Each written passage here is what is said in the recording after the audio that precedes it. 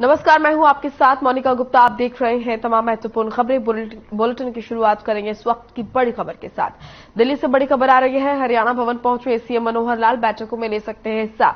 इस वक्त की ये बड़ी और अहम जानकारी आपके सामने। दिल्ली से हरियाणा भवन पहुंचे सीएम मनोहर लाल और बैठकों में हिस्सा ले सकते हैं। इस वक्त की बड़ी और अहम जानकारी आपके सामने।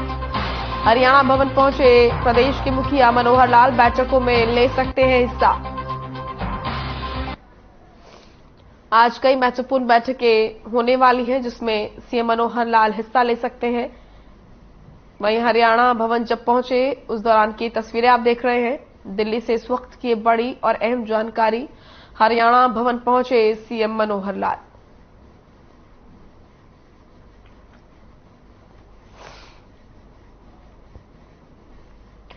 फरीदाबाद के sector 12 HUDA convention centre CM Manohar Lal ने जनता दरबार यहां लगाया।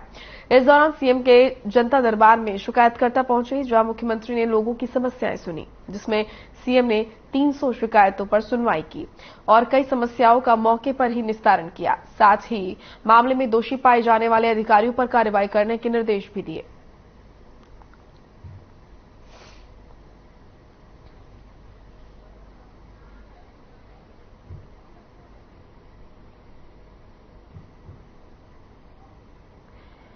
कांग्रेस प्रदेश अध्यक्ष उदय भान ने प्रदेश सरकार पर जमकर निशाना साधा। उदय भान ने कहा कि प्रदेश सरकार दलित और पिछड़े वर्ग की दुश्मन है। ये सरकार एससी और ओबीसी की योजनाओं में कटौती कर रही है। साथ ही कहा कि हुड्डा सरकार द्वारा चलाई गई तमाम कल्याणकारी योजनाओं को बीजेपी सरकार ने बंद कर दिया है।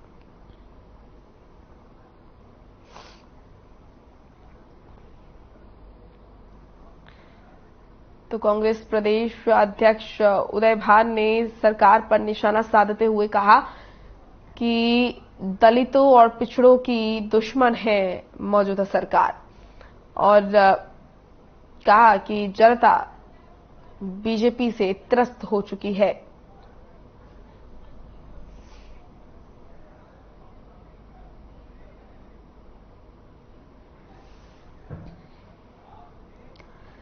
चलिए इस वक्त की बड़ी खबर का रुख करेंगे। आपको बता दें, दिल्ली से ये बड़ी खबर आ रही है। कांग्रेस अध्यक्ष पद की वोटिंग कल होगी। इस वक्त की बड़ी और अहम जानकारी दिल्ली से। दोपहर 12 बजे पूर्व पीएम मनमोहन सिंह करेंगे वोट, सोनिया गांधी और प्रियंका गांधी भी करेंगी वोट और 19 अक्टूबर को अध्यक्ष पद का होगा निर्णय। बड़ी खबर, मल्लिकार्जुन खड़गे और शशि थरूर के बीच मुकाबला है और अब देखना होगा कि कांग्रेस अध्यक्ष पद कौन संभालता है। और ये पहली बार होगा जब कोई गैर गांधी परिवार के बिना कोई बनेगा, क्योंकि मल्लिकार्जुन खड़गे और शशि थरूर दोनों ही गांधी परिवार से नहीं आते हैं और इन दोनों के बीच मुकाबला देखने को मिलेगा। कांग्रेस पार्टी के प्रत्याशी जयप्रकाश ने आदमपुर उपचुनाव के प्रचार के दौरान कुलदीप बिश्नोई पर जमकर निशाना साधा और कहा कि कुलदीप बिश्नोई को अपना मेंटल लेवल चेक करवाना लेना चाहिए। इसके साथ ही उन्होंने कहा कि कुलदीप बिश्नोई को वो राजनीतिक नहीं मानते हैं। साथ ही कहा कि बिश्नोई और भव्य बिश्नोई जो कितनी भी जोर लगा ले, लेकिन जीत तो कांग्रेस पार्टी की ही होगी।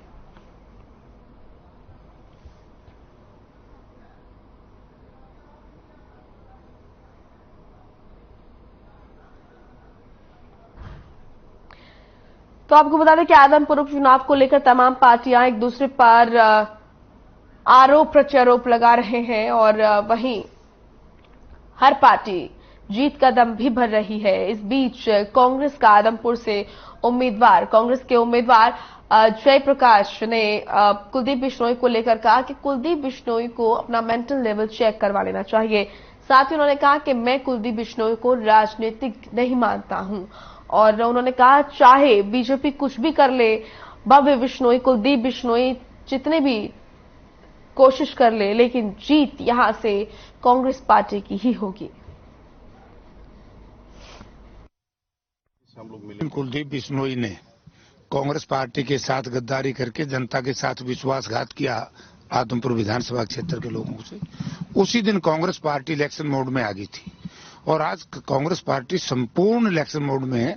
आप देख रहे हैं कि हम मोडाखेड़ा गांव में खड़े हैं। हमारे जो इंचार्ज हैं गीलाखेड़ा साहब आपके बीच में खड़े हैं।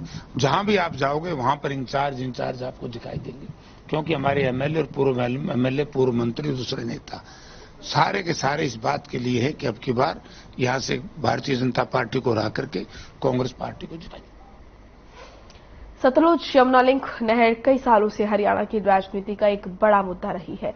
बीजेपी सरकार ने अपनी पार्टी के नेताओं के माध्यम से इस मुद्दे को लेकर पंजाब की आपकी सरकार को घेरना शुरू कर दिया है। इसी के चलते भिवानी से सांसद धर्मवीर सिंह ने एक प्रेस कॉन्फ्रेंस का आयोजन किया और कहा कि एसवाईएल के मुद्दे पर अरविंद केजरीवाल को पंजाब के मुख्यमंत्री भगवंत मान को समझाना चाहिए ताकि हरियाणा को पानी मिल सके। उन्होंने साफ किया कि जब तक सुप्रीम कोर्ट ने एसवाईएल को लेकर हरियाणा के हक में फैसला दे दिया है तो पंजाब का कोई हक नहीं बनता कि वो हरियाणा के पानी को रोक सके। उन्होंने कहा कि पानी को लेकर राज्य सरकार नहीं बल्कि केंद्र सरकार को उचित फैसला लेना चाहिए।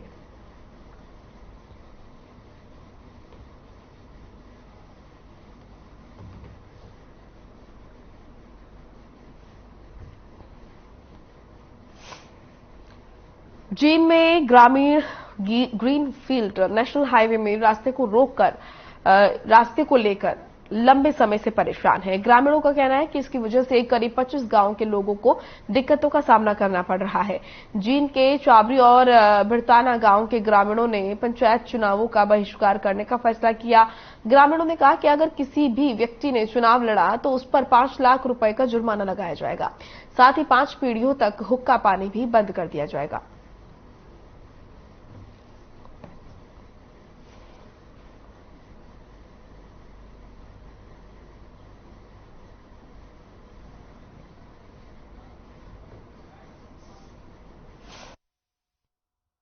इस पर चढ़ने उतरने की मांग है हमारी। इस पर लगभग 20-25 गांव कट हो गए ये नेशनल हाईवे 352 है निकलने से, तो उस पर हमारी चढ़ने और उतरने की मांग है।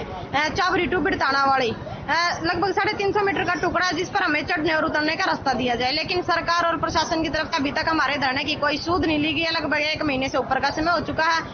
मामला तो यू है भी न तो ऊपर हो गए बैठा ने है और इतना बुरा हालात हो रहा है।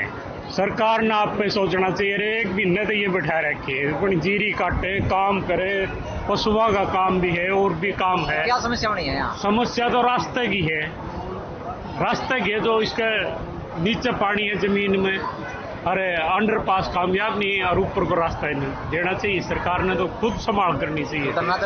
बेटा बात यह है जो 152 डी है यू, इस पर रास्ता चाहिए। हमने चाबरी बिड़ताना रास्ता क्लोज कर दिया, ये अंडरपास देना चाहो। अंडरपास पहले ललखेड़ा वाला हमने बड़ी तकलीफ दे रहा, हम निकल नहीं सकते। 50 गाड़ी तो सीज हो ली है अंडरपास के अंदर। यही हाल यहाँ होगा, हम दोनों भाई आपस में गांव मिल भी नहीं सकते। चलिए अब खबर होडल से है, जहां त्योहारों को देखते हुए शहर में पुलिस ने गश्त बढ़ा दी है। इसको लेकर थाना प्रभारी ने शहर में लगातार बढ़ रही जाम की स्थिति को लेकर दुकानों के बाहर वाहन खड़े करने वालों को चेतावनी दी है। इसके अलावा पुलिस टीम ने सब्जी मंडी में बीच रास्ते में सब्जी की रेहड़ी लगाने वालों को कहा कि अगर बीच रास्ते में रेहड़ी की तो उनके खिलाफ कानूनी कार्रवाई की जाएगी। थाना प्रभारी ने अतिक्रमण करने वालों को कहा कि पुलिस की ये गश्त दीपावली तक लगातार जारी रहेगी।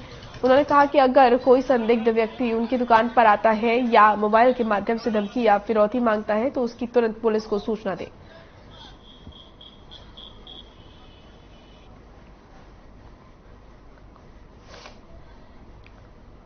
तो पुलिस टीम ने लोगों को चेतावनी दी अतिक्रमण को लेकर, कहा कि अगर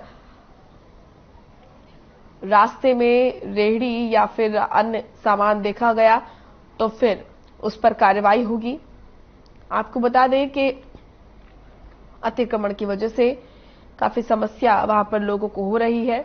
वाहन खड़े करने वालों को भी पुलिस ने चेतावनी दी है कि कहीं पर भी वाहन खड़े नहीं करने हैं। साथ ही साथ रेहड़ी खोमचों वालों को भी पुलिस ने फटकार लगाई।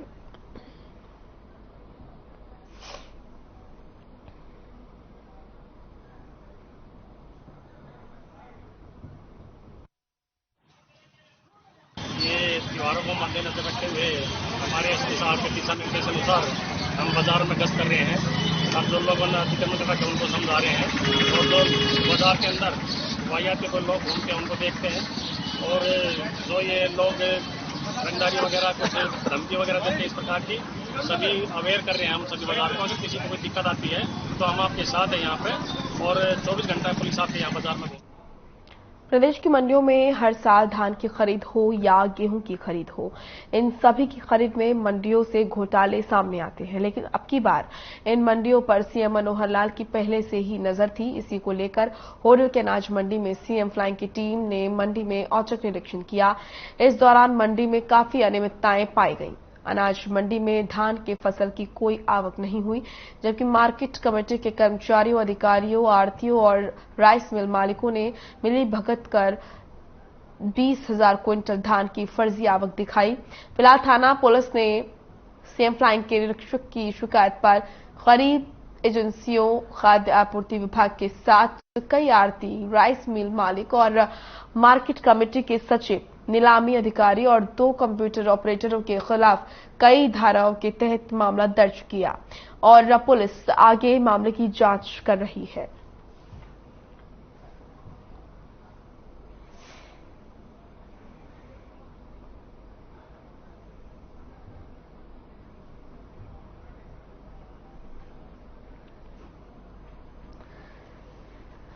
तो सीएम फ्लाइंग की टीम की ये बड़ी कार्रवाई देखने को मिली है। आपको बता दें कि धान की खरीद में घोटाला हुआ है। जब जांच पाई गई तो उसमें घोटाला सामने आया।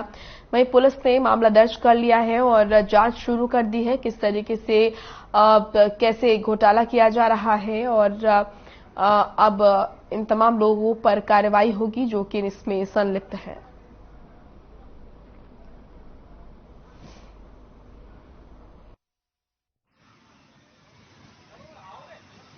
कल एक मुकदमा दर्ज हुआ है जो सीएम फ्लाइंग की तरफ से अपने इंस्पेक्टर जगदीश ने एक लिखित तहरीर भेजी थी, तो उसके अंदर मुकदमा दर्ज हुआ है। मामला ये मंडी स्टाफ के खिलाफ, आढ़तियों के खिलाफ और मिल मालिकों के खिलाफ है। ये मुकदमा 120, 67, 68, 471, 120B, 201 और 66 IT एक्ट के तहत ये मुकदमा दर्ज हुआ है।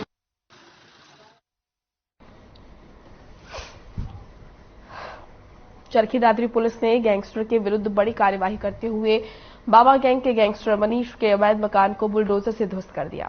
डीएसपी वीरेंद्र सिंह ने बताया कि चरखी दादरी पुलिस ने गैंगस्टर के विरुद्ध कार्रवाई करते हुए गैंगस्टर मनीष उर्फ बाबा के अवैध रूप से बने मकान पर बुलडोजर चलाया। आपको बता दें कि मनीष उर्फ बाबा पर 13 आपराधिक मामले दर्ज हैं, जिसमें हत्या, डकैती और अवैध हथियार भी शामिल हैं।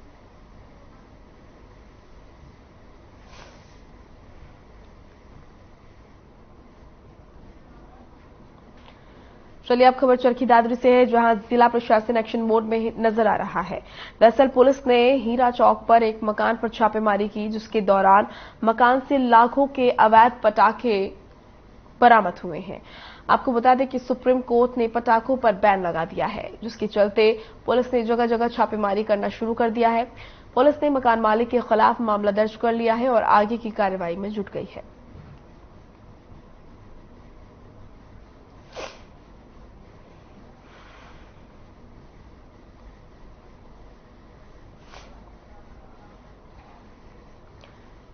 सोना के गुरुग्राम मार्ग पर बनी जीरी गोयनका यूनिवर्सिटी युद्ध का अखाड़ा बनती नजर आ रही है, जहां पर आए दिन एक के बाद एक मामले सामने आ रहे हैं। यूनिवर्सिटी के अंदर छात्रों के बढ़ते विवाद को खत्म करने में यूनिवर्सिटी प्रशासन नाकाम साबित हो रहा है। यूनिवर्सिटी के नाकाम रवैये को देखते हुए यूनिवर्सिटी के अंदर बने छात्रों के गुट एक दूसरे की जान लेने पर तुले हुए हैं।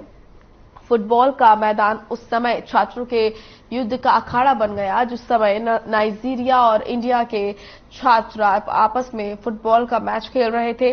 खेल के दौरान ही छात्रों के गुट आपस में भिड़ गए। आनन फानन में दोनों छात्रों को छुड़वाया गया, जिसमें करीब आधा दर्जन छात्र घायल बताए जा रहे हैं। मामले की सूचना पाकर मौके पर पहुंची सोना सिटी थाना पुलिस ने मौका मुआयना करने के बाद मामले की जांच शुरू कर दी है।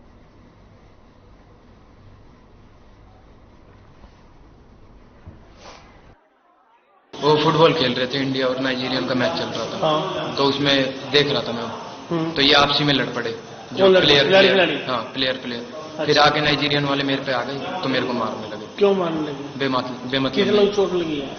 ये तो नहीं पता क्योंकि मेरे को एम्बुलेंस में क्या मारा? भ्रष्टाचार को लेकर विजिलेंस टीम की गोला चीका में लगातार कार्रवाई जारी है। वहीं कुरुक्षेत्र विजिलेंस टीम ने गोला चीका में बड़ी सफलता हासिल की है और पटवारी को 2500 की रिश्वत लेते हुए रंगे हाथों गिरफ्तार कर लिया है। दरअसल रिकॉर्ड देने की एवज में पटवारी रिश्वत की मांग कर रहा था। आपको बता दें कि बीते दिनों ही कुरुक्षेत्र विजिलेंस ने गोला चीका में पुलिस के एएसआई को रिश्वत लेते रंगे हाथों गिरफ्तार किया। तो विजिलेंस टीम को कामयाबी हाथ लगी है। आपको बता दें रिश्वत लेते हुए पटवारी को गिरफ्तार किया गया है। गोला चीका से ये जानकारी अब तक पहुंचा रहे हैं। रिकॉर्ड देने की एवज में रिश्वत मांगी थी पटवारी ने और विजिलेंस की टीम को इस बात की जानकारी हुई और विजिलेंस की टीम ने पटवारी को रिश्वत लेते गिरफ्तार किया।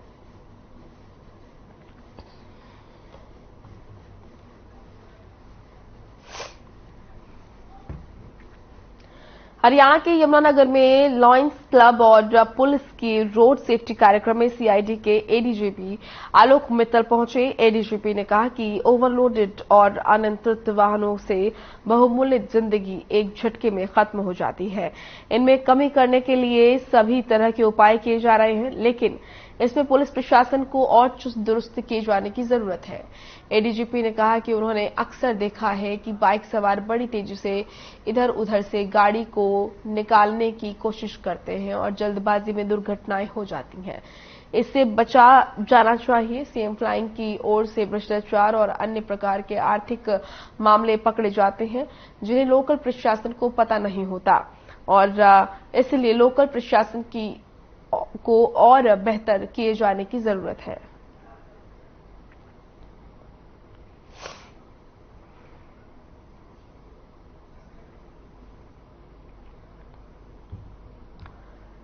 तो यमुनानगर से ये तस्वीरें आप देख रहे हैं।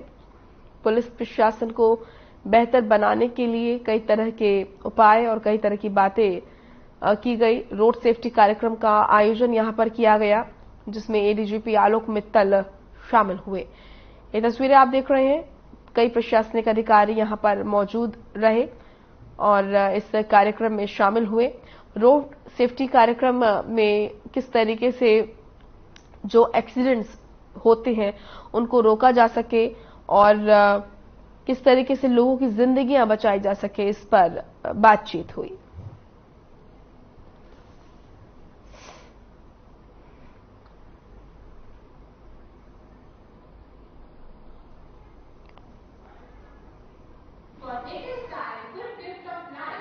नहीं, ऐसा नहीं है कि हमारी टीम बिगड़ती है, ये भी हमारी टीम है, लेकिन ये बात सही है कि थोड़ा और एनफोर्समेंट ऐसा काम है जो ऐसा हमें मतलब लगेगा कि और बेहतर हो सकता था। तो मैं यमुनानगर पुलिस से कहूंगा कि वो और अपना जो एनफोर्समेंट का काम है उसको और स्ट्रिक्ट करें, जिससे कि लोगों को लगे कि यमुनानगर पुलिस अपनी तरफ से पूरा प्रयास कर रही है रोड एक्सीडेंट्स को कम।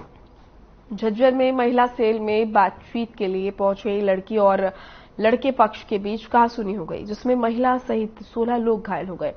आपको बता दें कि कहासुनी इतनी बढ़ गई कि बीच बचाव में आई 3 महिला पुलिसकर्मियों और एक हेड कांस्टेबल को भी चोटें आई हैं। यहां तक कि उनकी वर्दी तक फाड़ दी गई। ये पूरा मामला क्या है, इस रिपोर्ट के जरिए देखिए।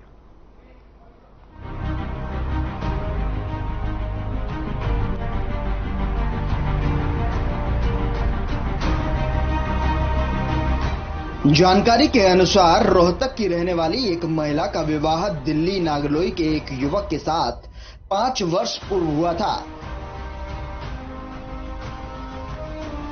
लेकिन दोनों में ही आपस में नहीं बनती थी और आए दिन दोनों में कहासुनी होती रहती थी।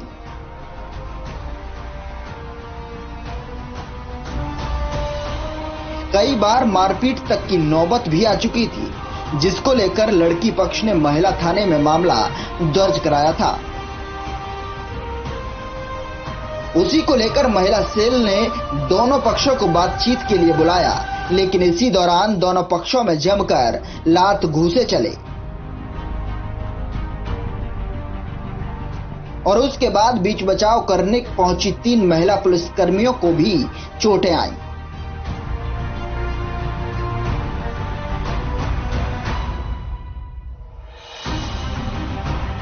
झगड़ा किस बात को लेकर हुआ थाने में? झगड़ा इस बात पे हमारी तरफ से तो कुछ कहा नहीं, हम तो एक ये कह रहे थे भाई, ये जब 4 आदमी आरोपी हैं तो चारों को काउंसलिंग में बुलाया करो, जबकि भाई लड़के की सास तो एक बार 1 मिनट के लिए आई है।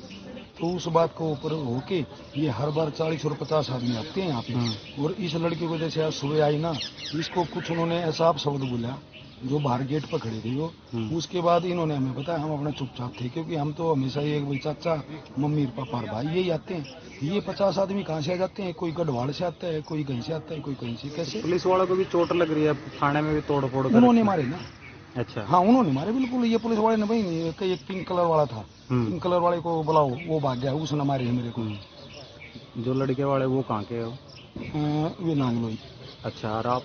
हम देसौर खेड़ी के। नांगलोई दिल्ली? नांगलोई दिल्ली, हम देसौर खेड़ी झज्जर। अच्छा, यहाँ के। ये 5वीं काउंसलिंग थी आज। अच्छा, मीडिएशन सेंटर में हमारी डेट चल रही थी, 4वीं 5वीं ये तारीख थी, और मैंने रोहिणी कोर्ट में ऑलरेडी केस फाइल किया हुआ है। उसके बाद भी ये लोग डेट पे डेट लेते रहते हैं, कभी एब्सेंट हो जाते हैं और कभी नेक्स्ट डेट के लिए फोर्स करते हैं। और मतलब हम ये चाह रहे हैं कि भाई आप कोर्ट में भेज दो अगर हमारी नई सेटलमेंट हो रही, लेकिन ये लोग बोलते हैं यहीं पे तारीखों पे तारीख रगड़वाएंगे और यहीं पे तुम्हारे साथ रोज ये हाल करेंगे। ये हमेशा ऐसी धमकी देते हैं। लड़की पक्ष से जो कहा गया है वो आप लोगों पे आरोप लगा रहे हैं, आप लोगों ने पुलिस थाने में मार पिटाई करी है, पुलिस वालों के साथ भी मार पिटाई करी है, पहले मेरे और 40 बंदे हर बार ज्यादा से ज्यादा बंदा लेके आते हैं। नहीं, वो जब मैं उसको अलग लेके रह रहा था, वहाँ पे भी आके इन सब ने मार पिटाई करी, वहाँ पे भी कंप्लेंट दर्ज हुई थी, और उसके बाद ये यहाँ पे आके कि झज्जर का जुरिडिक्शन भी पता नहीं कैसे बनाया है। इनके दादाजी ही रोहतक शिफ्ट हुए थे और ये वहीं रहते हैं, और झज्जर में ही इन्होंने कराया, और हर बार हम बोलते हैं हमें डेट नहीं चाहिए, फिर ये नेक्स्ट डेट ले लेते हैं।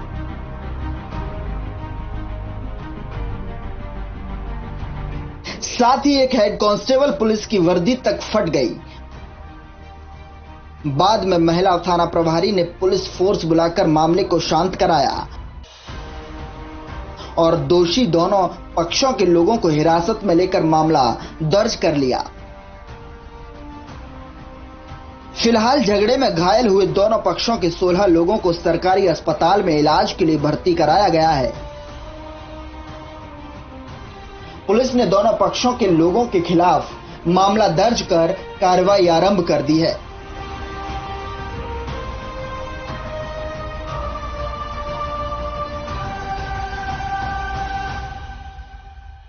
दरअसल यह कोई पहली घटना नहीं है, इससे पहले भी कई बार इस तरह के मामले महिला थाने में देखने को मिलते ही रहते हैं,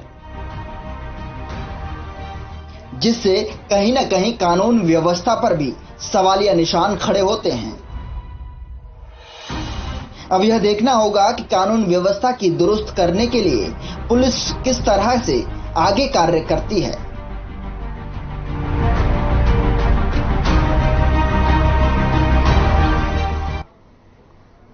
चलिए फिलहाल इस बुलेटिन में इतना ही। आप देखते रहिए तमाम खबरें। नमस्कार।